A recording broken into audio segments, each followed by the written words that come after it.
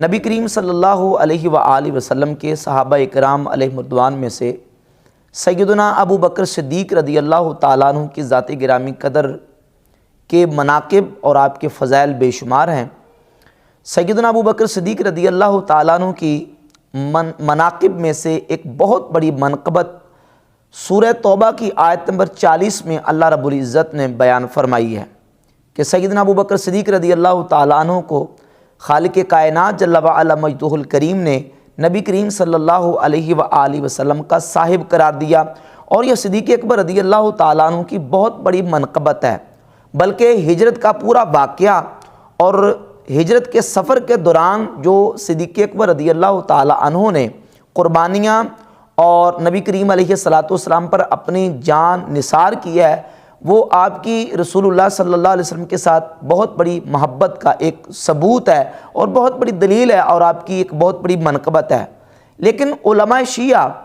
ان چیزوں کا انکار کرنے کے لیے بہت ہیلے بہانے اور حربے اختیار کرتے ہیں، اور کوشش کرتے ہیں کہ جہاں بھی کہیں ابو بکر صدیق رضی اللہ تعالیٰ کی منقبت، یہ شان اور فضیلت ہے، اس کا کسی نہ کسی طریقے سے انکار کریں۔ اب ہجرت کا واقعہ ایک منقبت تھی سیدنا ابو بکر صدیق رضی اللہ تعالیٰ عنہ کی، اور نبی کریم علیہ السلام کے ساتھ رفاقت کی ایک بہت بڑی بین دلیل تھی، جس کو قرآن مجید فرقان حمید نے بیان کیا۔ اللہ رب العزت نے سورہ توبہ کی آیت نمبر 40 میں اس کا ذکر فرمایا۔ اب اس فضیلت کا انکار کرنے کے لیے علماء شیعہ نے بہت زیادہ ہیلے بہانے کیے ہیں۔ ان میں سے ایک بات یہ کہ شیعہ علماء نے اپنی کتابوں میں اور شیعہ علماء اپنے لیکچرز اور بیانات میں بھی یہ کہتے ہیں کہ ابو بکر کو اصل میں نبی علیہ السلام نے اپنے ساتھ رفیق سفر اپنی مرضی اور خوش دلی سے نہیں کیا، بلکہ ابو بکر اصل میں نبی علیہ السلام کے رستے میں آ گئے تھے، اور نبی علیہ السلام نے اب ان کو ساتھ لے لیا تاکہ یہ میرا راز لیک آؤٹ نہ کر دیں اور مشرکین مکہ کو میرا جانے کا راز نہ بتا دیں۔ تو نبی علیہ السلام نے ابو بکر کو ساتھ مجبوراً لیا تھا۔ تو اس سے ابو بکر صدیق رضی اللہ عنہ کی فضیلت کا انکار کرتے ہیں اس طریقے سے اہل تشیع کے جو علماء ہیں۔ حالانکہ اگر وہ اپنی کتابوں کو دیکھیں تو کتابوں میں ان کے اس باطل نظریے کی تردید موجود ہے، بہت سارے حوالہ جات موجود ہیں۔ ایک حوالہ میں پیش کرتا ہوں اس سلسلے میں۔ یہ اہل تشیع کا ایک مشہور اور معتبر ترین تفسیر ہے، تفسیر منہج الصادقین، فتح اللہ کاشانی، شیعہ بزرگ عالم، شیعوں کے ہاں بہت بزرگ عالم گردانے جاتے ہیں۔ اسی آیت کی تفسیر میں لکھتے ہیں، یہ فتح اللہ کاشانی کی منہج الصادقین جلد نمبر اس کی 4 اور صفحہ نمبر 260 پر یہ موجود ہے۔ لکھتے ہیں کہ پس پیغمبر صلی اللہ علیہ وسلم شب پنجشنبہ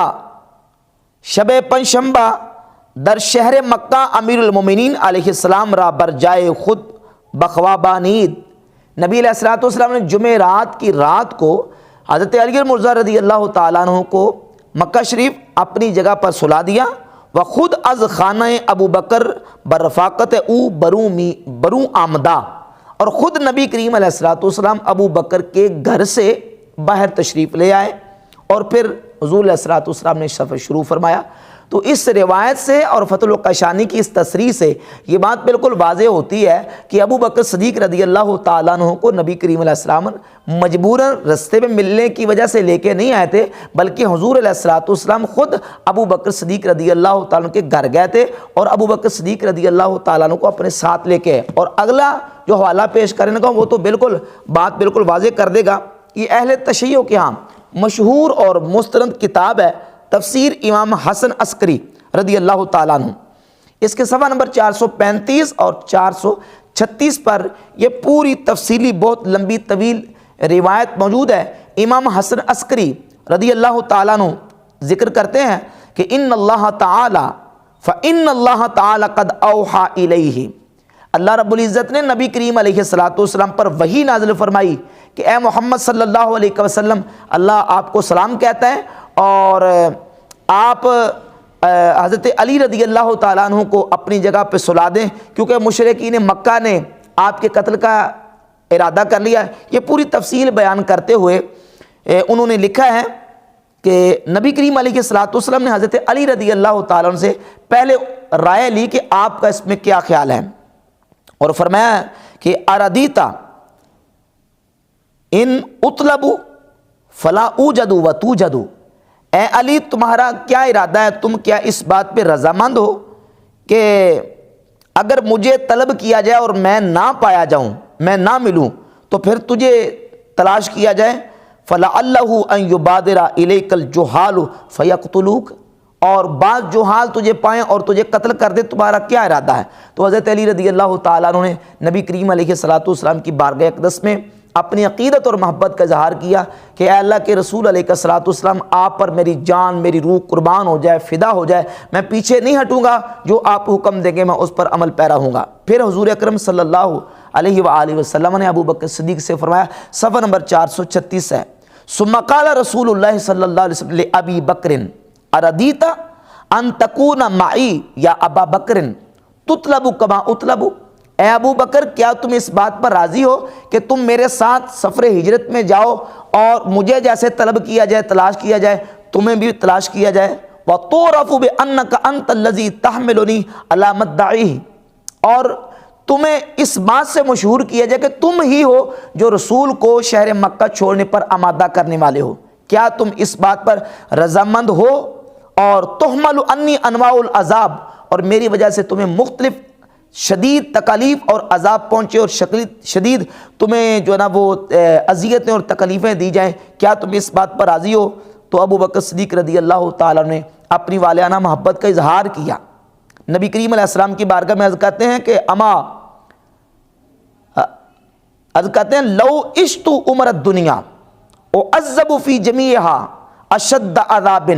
یا رسول اللہ پوری دنیا کی زندگی یعنی قیامت تک آپ کی محبت میں مجھے اگر تکالیف اور مصائب اور مشکلات کا سامنا کرنا پڑے، اگر آپ کی محبت میں یہ سارا کچھ کرنا پڑے تو میں ساری تکلیفیں برداشت کرنے کے لیے تیار ہوں۔ اور اگلا جملہ بڑا ہی اہم فرماتے ہیں، عرض کرتے ہیں حل انا و مالی و ولدی الا فداؤک، یا رسول اللہ میں، میرا مال اور میری اولاد سب کچھ نبی کریم علیہ السلام پر قربان ہے۔ تو رسالت امام صلی اللہ علیہ وآلہ وسلم نے ابو بکر صدیق رضی اللہ تعالیٰ عنہ کو جو ساتھ لیا ہے وہ اللہ رب العزت کی وحی کے مطابق اللہ نے وحی نازل فرمائی سرکار دو عالم علیہ السلام پر کہ حضرت علی رضی اللہ تعالیٰ عنہ کو اپنے بستر پر سلا دیں اور ابو بکر صدیق رضی اللہ تعالیٰ عنہ کو ساتھ لے لیں۔ تو صدیق اکبر رضی اللہ تعالیٰ عنہ کو حضور علیہ السلام نے اللہ کے کہنے پر ساتھ لیا۔ یہ تفسیر کمی ہے،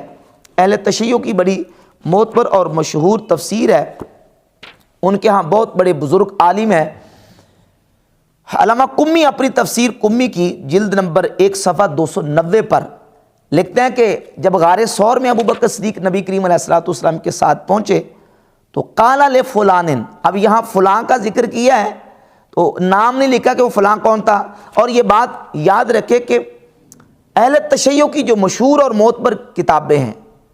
تمام کتابوں میں یہ بات بالکل بالاتفاق لکھی ہوئی ہے کہ ہجرت کی رات نبی کریم علیہ السلام کے ساتھ جو شخصیت ہے حضور کے صحابہ کرام علیہ رضوان میں سے، وہ سیدنا ابو بکر صدیق رضی اللہ تعالیٰ کی ذات گرامی قدر تھے۔ یعنی حضور علیہ السلام کے ساتھ مکہ شریف سے لے کر غار ثور تک اور غار ثور سے لے کر مدینہ شریف تک نبی کریم علیہ السلام کے ساتھ جو صحابی رہے ہیں وہ حضور علیہ السلام کے صاحب ابو بکر صدیق رضی اللہ تعالیٰ کی ذات گرامی قدر ہیں، اس میں اختلاف نہیں۔ آگے جو ہے وہ پھر بات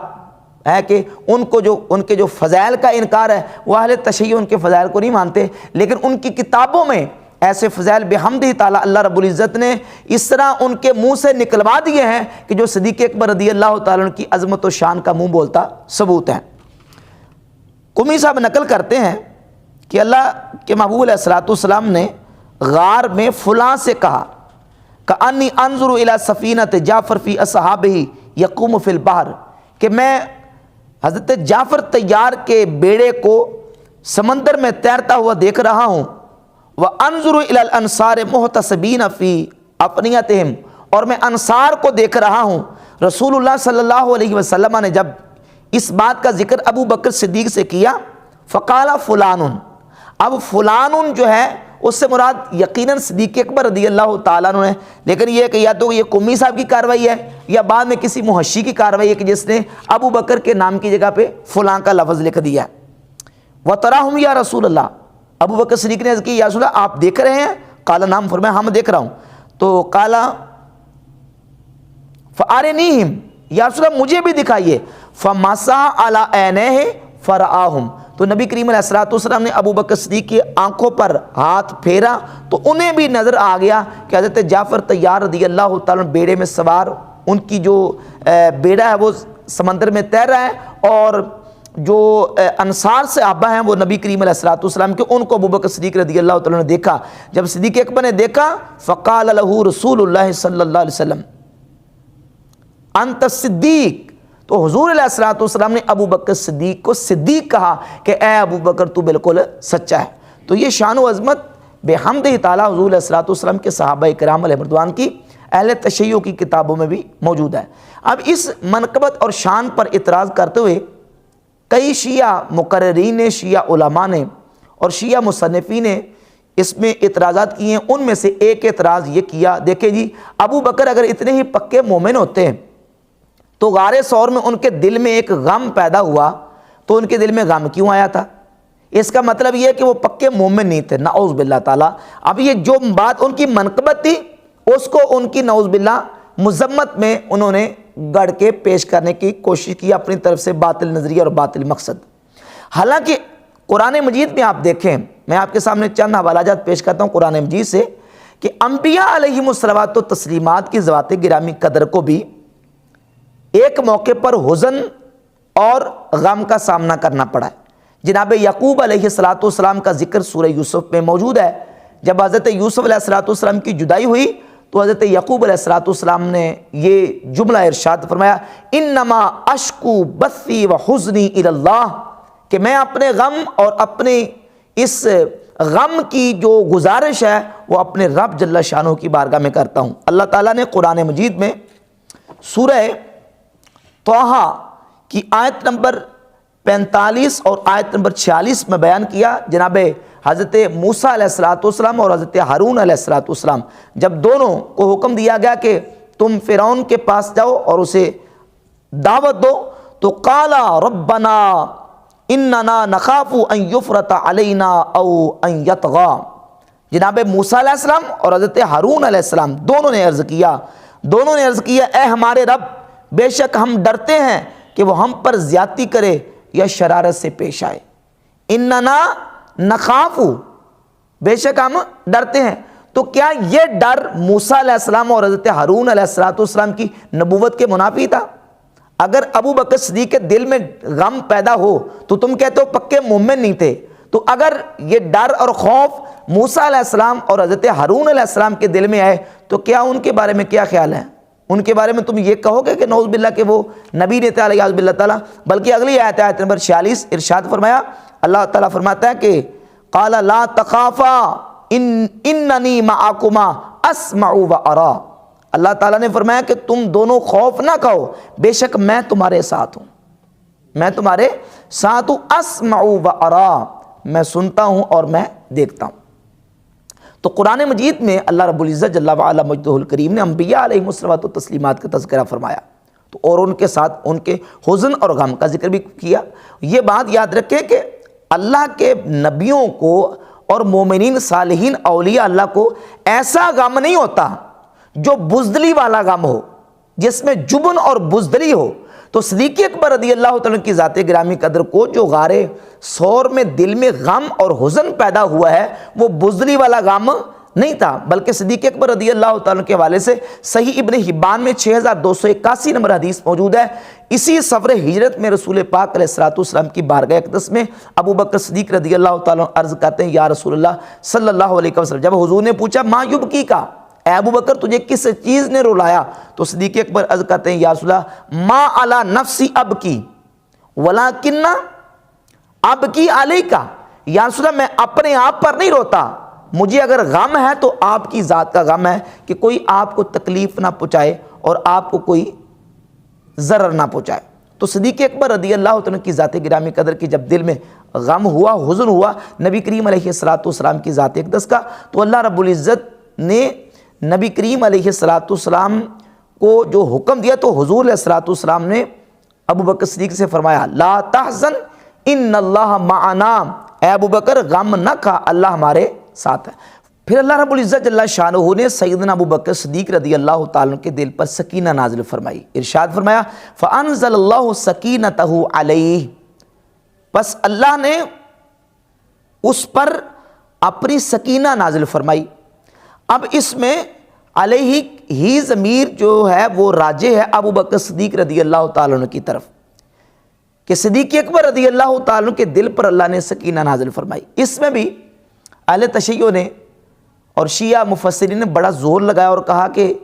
یہ ہی ضمیر جو ہے وہ ابو بکر کی طرف راجع نہیں ہے بلکہ رسول صلی اللہ علیہ وسلم کی طرف راجع ہے. تو ایک تو ہم دیکھتے ہیں اس آیت کا جو سیاق کلام ہے اس کو دیکھیں تو اس سے یہ بات واضح ہوگی کہ اس ضمیر کا جو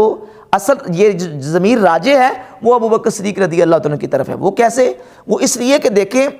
جو سکینہ اور تسلی نازل ہو رہی ہے یہ کس پر نازل ہونی ہے؟ جس کے دل میں غم آیا.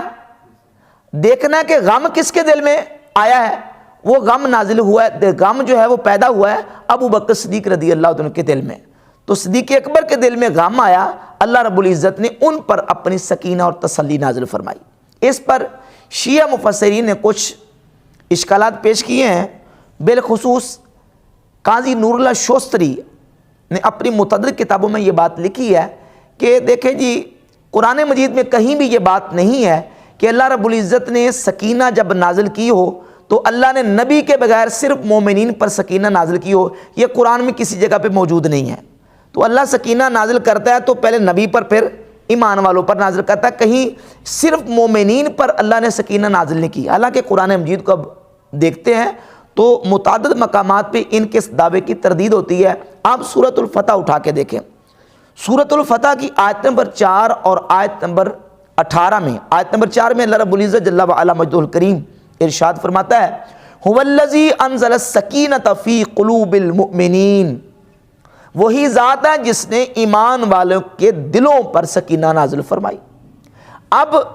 سکینہ کا نزول ڈائریکٹ اللہ رب العزت نے ایمان والوں کے دلوں پر فرمایا. اور اسی طرح آیت نمبر سورۃ الفتح کی 18 ہے،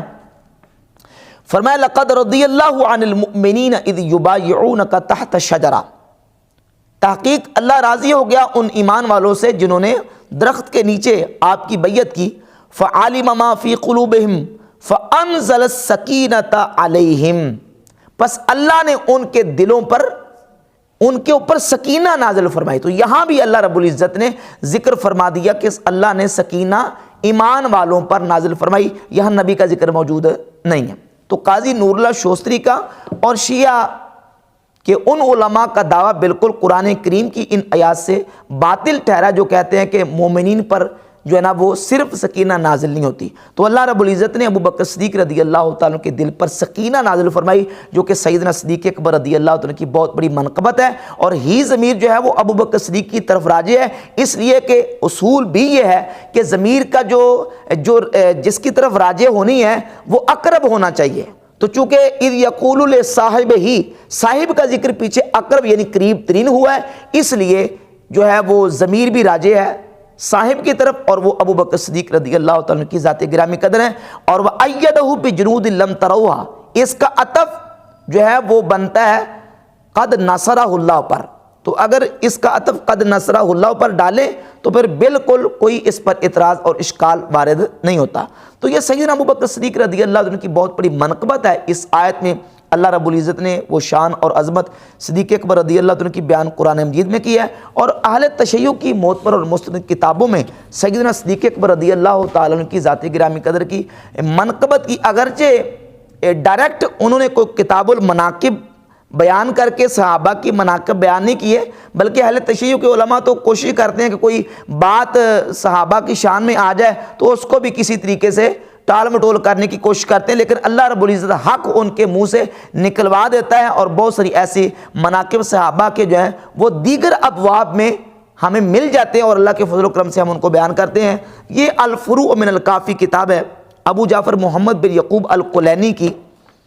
اس کی جلد نمبر 5 کتاب المعیشہ کی پہلی روایت ہے، روایت کا نمبر ہے 8311. سیدنا امام جعفر صادق رضی اللہ عنہ کی بارگاہ اقدس میں کچھ صوفیہ آئے. انہوں نے جب دیکھا کہ امام جعفر صادق نے بہت اچھا اور اعلیٰ لباس پہنا ہوا ہے تو انہوں نے کہا کہ آپ نے یہ اعلیٰ اور اچھا اتنا لباس کیوں پہنا ہے؟ تو سیدنا امام جعفر صادق رضی اللہ تعالیٰ عنہ نے امت کے 3 زاہدوں کا تذکرہ کیا کہ امت میں جو بڑے بڑے 3 زاہد جو دنیا سے بے رغبتی اختیار کرنے والے صحابہ تھے ان کا ذکر کیا، تو ان میں سے سر فہرست ابو بکر صدیق رضی اللہ عنہ کا ذکر کیا، اور حضرت ابو ذر غفاری رضی اللہ عنہ کا، اور حضرت سیدنا سلمان فارسی رضی اللہ تعالیٰ عنہ کا تذکرہ کر کے ان کا حوالہ دے کے امام جعفر صادق رضی اللہ تعالیٰ عنہ نے اس بات کو واضح کیا کہ اگر امت کے اتنے بڑے بڑے جو زہاد ہیں وہ بھی اپنی گزر اوقات کے لیے اپنے پاس مال رکھتے ہیں تو پھر میں اگر کپڑے پہن لیتا ہوں تو مجھ پر بھی اعتراض نہیں ہونا چاہیے۔ تو یہ منقبت ہے سیدنا ابو بکر صدیق رضی اللہ عنہ کی۔ اسی طرح سیدنا امام